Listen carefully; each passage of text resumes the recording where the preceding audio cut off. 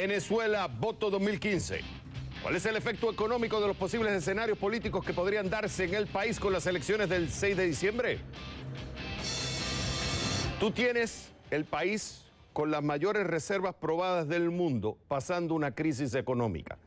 Alto nivel de desabastecimiento, un alto nivel de inflación, una economía que ha dependido por muchos años y por décadas por los ingresos del petróleo y que ahora han estado cayendo en los últimos años, haciéndole un gran hueco a la economía venezolana. ¿Por qué explico todo esto? Toda decisión económica en Venezuela está condicionada por una decisión política. La razón es muy simple. La acción del gobierno en la cosa pública es muy grande, es real, es activa. Toda decisión que vaya a tomar el gobierno y toma el gobierno en la cosa pública afecta a la cosa económica. Por eso la atención de los venezolanos, y no tan solo de los venezolanos, analistas, dueños de tenedores de bonos del gobierno, inversionistas, están prestando atención a lo que pasa en Venezuela en las elecciones. Cuando hay elecciones, el próximo 6 de diciembre se decide el poder legislativo. Y como tú tienes un país que la cosa política condiciona la cosa económica, lo que vaya a pasar a nivel político va a tener un efecto a nivel económico. ¿Por qué digo todo esto? Hace unos días se efectuó en Venezuela un foro que lo desarrolló Ecoanalítica, es una firma de análisis económico muy reconocida en Venezuela. La información la publicó otro medio de comunicación muy importante en Venezuela de asuntos políticos y económicos, ProDaVinci, donde básicamente se discutía de cuáles son los posibles escenarios políticos que se pueden dar en Venezuela y cuál sería su efecto económico. Es muy interesante porque Ecoanalítica hizo un análisis de 4 posibles escenarios políticos. Yo los voy a resumir en 3 para simplificarlos para televisión. Uno es el status quo, o sea, se mantiene el poder legislativo en Venezuela como está, en mayoría del poder el partido oficialista, el presidente Maduro y su partido siguen teniendo el poder, tanto legislativo como el ejecutivo, y se mantiene la situación, las decisiones políticas quedan igual, por tanto, eso va a tener un efecto económico. Y ellos calculan que eso afectaría a la inflación, generando un 296% de inflación. Todo esto son análisis hipotéticos de posibles escenarios. Y que el Producto Interno Bruto del país tendría una contracción de 6,8%. El segundo escenario es una transición paulatina, sea porque el presidente Maduro decide hacer cambios políticos y económicos o porque la oposición gana el poder legislativo y entre ambos llegan a un acuerdo. Es el menos probable, dice. La inflación estaría en un 152% y el Producto Interno Bruto para el 2016 se contraería entre un 2% y un 4%. Y el tercer escenario, que es el que Ecoanalítica lo ve como más probable, según ellos, es una implosión dentro del chavismo. Una pelea férrea entre 2 escuelas distintas, unos que quieren mantener el status quo y otros que lo quieren cambiar. Y eso tendría un efecto mucho mayor y negativo a la economía venezolana. Ellos estiman que crearía una inflación de más del 800% en Venezuela en el 2016 y una contracción de más del 12% en la economía en el 2016. Ok, tenemos estos 3 escenarios. ¿Por qué yo traigo esto a colación? Con estos escenarios les voy a traer una nueva variable que hoy nos enteramos y que puede cambiar todo este rompecabezas. Y les voy a leer lo que nosotros como CNN estamos publicando. Y es lo siguiente. El gobierno de Estados Unidos ha detenido a un hijo de crianza y a un sobrino de la primera dama de Venezuela, Cilia Flores. Una fuente de la DEA que participó en el operativo de captura confirmó a CNN, a nosotros, que los hombres identificados como Efraín Antonio Campos Flores y Francisco Flores Freites fueron arrestados en la capital haitiana, Puerto Príncipe, cuando se preparaban para cerrar un acuerdo, y escuchen, que les permitiría transportar 800 kilogramos de drogas a Estados Unidos. Este dato también ha sido confirmado por Mike Vigil, ex jefe de operaciones internacionales de la DEA. Vigil también confirma que durante el operativo ambos hombres portaban pasaportes diplomáticos de la República Bolivariana de Venezuela y abiertamente se identificaron como hijo y sobrino de la esposa del presidente, Nicolás Maduro, asegurando tener inmunidad diplomática. La Oficina del Fiscal Federal para el Distrito Sur de Nueva York ya le formuló cargos ante un tribunal por la supuesta comisión de delitos de conspiración para transportar sustancias ilegales a Estados Unidos. Según Vigil, se espera que este jueves ambos sospechosos comparezcan en audiencia judicial. CNN ha contactado a las autoridades haitianas para confirmar más detalles del arresto, pero por ahora dicen que sus autoridades no participaron en el operativo. También intentamos obtener respuesta del gobierno venezolano, hasta el momento sin éxito alguno. Y cierro cita.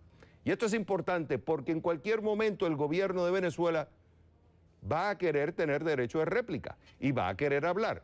Y nosotros vamos a interrumpir el programa de CNN Dinero para escucharlo. Ahora, sabiendo esta noticia, los tres escenarios políticos y su efecto económico, y habiendo escuchado esta nueva noticia, yo quiero que tú seas parte de la discusión.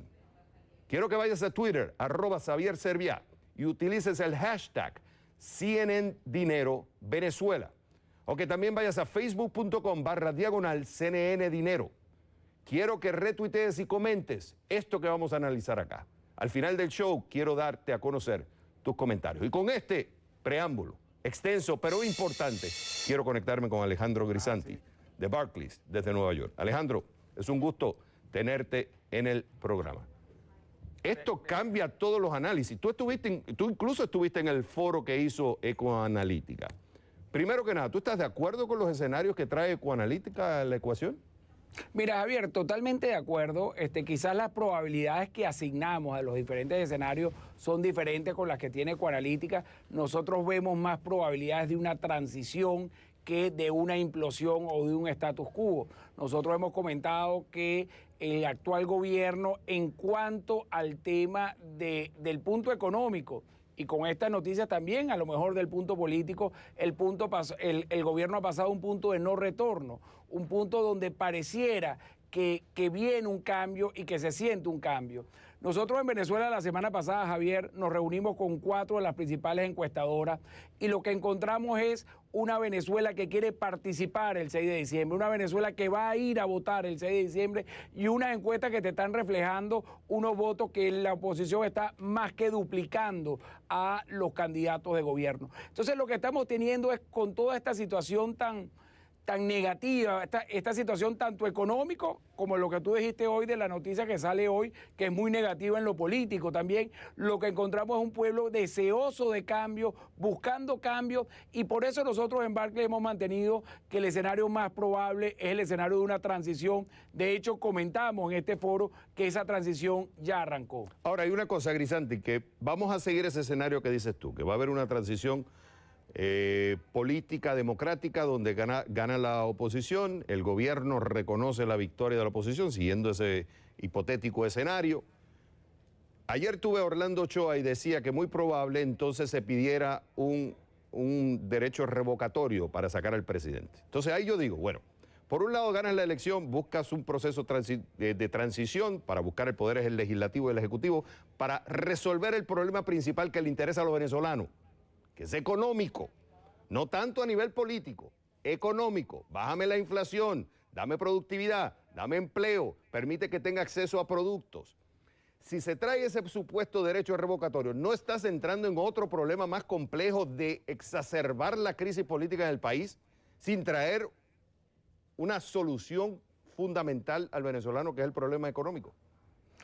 Mira, Javier, yo creo que nosotros de nuevo, si es un gobierno que se ha venido enfrascando los últimos 2, 3 años en exacerbar las distorsiones económicas, si tenemos un gobierno que no crea credibilidad, y en esto es importante recordar que el que trae a la opinión pública la necesidad de incrementar el precio de la gasolina fue el vicepresidente Arriaza hace más de 2 años y no han hecho nada. Los que traen la necesidad de unificar la materia cambiaria también es el gobierno, y la primera vez que yo oí la necesidad de unificar en términos de cambio, estábamos hablando que el dólar estaba a 23 bolívares por dólar, por supuesto el paralelo. El gobierno lo hizo público cuando el dólar paralelo estaba a 32, es decir, el gobierno estaba hablando de la necesidad de unificar la materia cambiaria cuando el dólar estaba a 32, y ese dólar se le ha venido desplazando y está en niveles de 800, 830.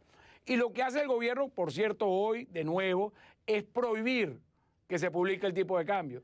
Lo que dice Venezuela en la Gaceta que sale esta mañana es: no se puede volver a hablar de tipo de cambio, no volvemos a hablar de eso como si fuera una materia que no existiera. Entonces lo que encontramos es un gobierno en una calle ciega, sin cambiar de rumbo, sin poder rectificar, y por eso nosotros vemos como muy importante la necesidad de cambiar el gobierno. Hay diferentes mecanismos constitucionales.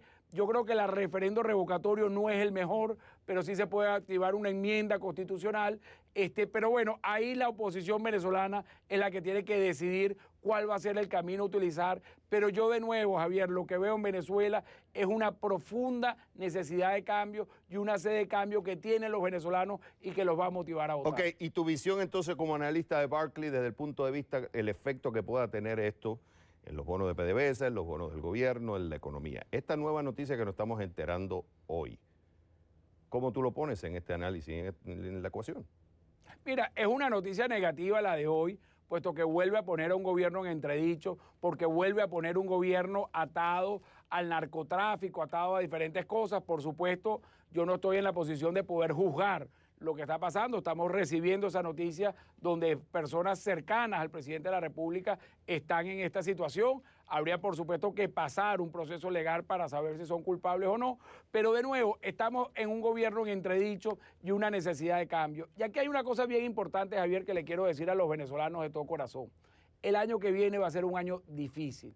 Por más que se vote este 6 de diciembre, el 6 de diciembre no va a ser la solución a todos los problemas que tiene Venezuela. En términos económicos, el 2016, desafortunadamente, y hay que reconocerlo, va a ser un año de contracción económica, va a ser un año de caída en el poder adquisitivo y va a ser un año también de alta inflación. Pero ojalá, y es lo que deseamos todos los venezolanos, que sea un punto de quiebre, que sea un punto para empezar a mejorar, para empezar a pegarnos a otros países de América Latina y para volver, digamos, a un término de mayor prosperidad que todos los venezolanos deseamos y que todos los venezolanos también nos merecemos. Y hay una realidad, un problema económico que se viene construyendo por años. No se puede pretender que se va a solucionar de la noche a la mañana. Es una realidad y que no va a tener solución el 6 de diciembre. Ahora, que las decisiones del 6 de diciembre políticas puedan tener un efecto económico a largo plazo, eso sí va a ser una realidad.